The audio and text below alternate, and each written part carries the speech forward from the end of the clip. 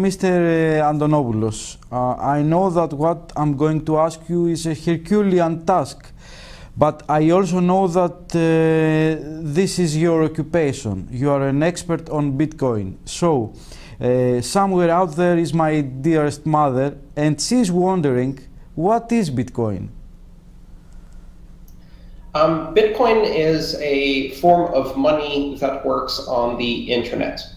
It's money that is digital, that is not controlled or issued by any government or bank, that allows people to use it just like cash, only cash that you can email from one person to another almost instantaneously anywhere in the world. And it's grown up with the internet, and it's providing a form of money for the internet. It's a lot more than that, of course, but that's a basic explanation.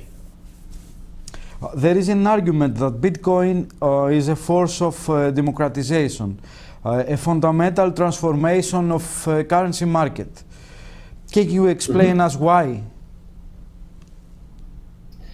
You know, I think one of the things that we've seen, especially over the last few years, is that currency is a form of power. And when that power is concentrated in the hands of governments, they tend to misuse that form of power. If you look historically at currencies, national currencies, on average, they last about 30 years before they descend into hyperinflation, devaluation, where the government uses the power of currency to essentially create hidden tax through inflation and steal money from pensioners, from savers, and from investors in order to fund its own debt. And so we've seen that happen again and again all around the world in multiple currencies. And in fact, you can count on one hand the number of currencies that have lasted more than 30 years without having that phenomenon occur.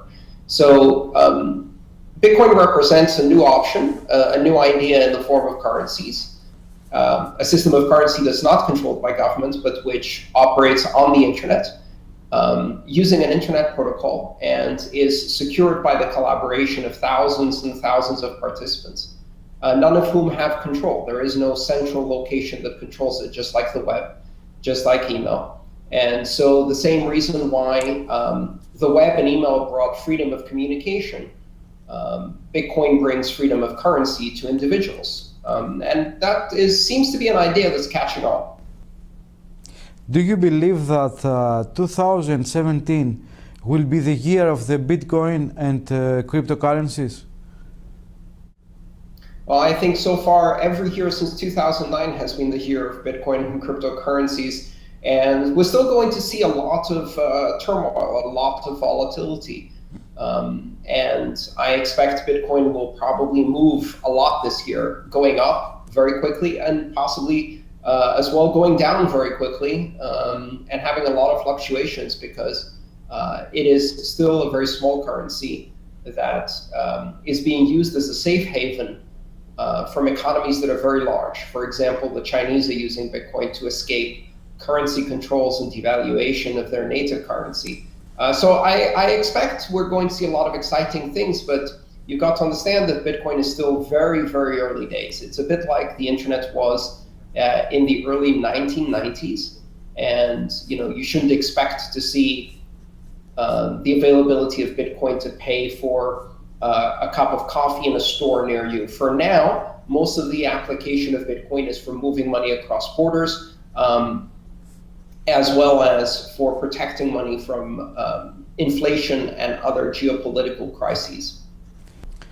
Many people believe that Bitcoin maybe is a Ponzi scheme, a financial bubble. Which is your answer to them? Well, in order to have a Ponzi scheme, generally speaking, you need a Mr. Ponzi, and you also need a scheme. Bitcoin has neither. There's no one who controls or directly benefits from Bitcoin's growth, other than the fact that people who have invested in Bitcoin have something to gain if it becomes popular. In that way, every currency benefits early adopters, and every technology we see has a similar path where early adopters gain the most. So the first people who are on the internet gained the most from the internet, we didn't consider that a Ponzi scheme just because early adopters gained the most from their adoption. Is it in a bubble? I think yes. I mean, we are seeing not just one bubble. This is the fifth bubble in Bitcoin. And part of the reason that Bitcoin exhibits these bubbles is because it is a small currency. It is global in nature. It is very open to trading. And so as a result, you have these emotional responses. So right now, people are very excited about the price moving up, and that's going to cause the price to move to levels that are not supportable. And then the price is going to retrench. And so we see these big swings where it goes up very quickly and then it goes down very quickly. If someone forces you to make a prediction about the future of the Bitcoin and the digital coins in general, which that would be? Well, I can make some predictions very comfortably. I think in the future we will see a world where digital independent private currencies like Bitcoin, decentralized currencies that are not controlled by anyone, that work based on network coordination on the internet, and that are free for anyone to access and use, and open for anyone in the world to access. I think they will coexist, and they will be very successful, and coexist alongside national currencies. There's no doubt in my mind that we will live in a world where we will break out of the monopoly of national currencies, and we will see a number of very successful large global currencies based on internet networking exist in the world.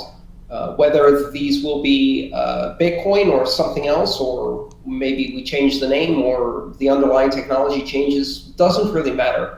The bottom line is that in the future we will have digital national currencies as well as digital private currencies that are not controlled by governments.